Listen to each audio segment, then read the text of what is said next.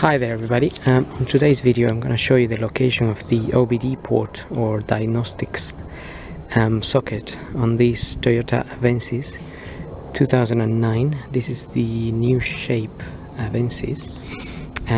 Basically you will find a port on the driver's side, again under the dashboard here by the foot mount.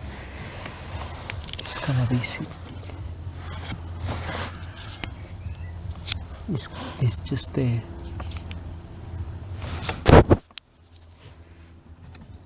Here.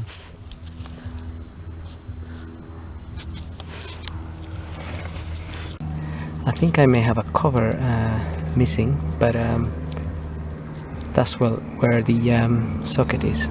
So anyway, hope this video helps. Thanks for watching.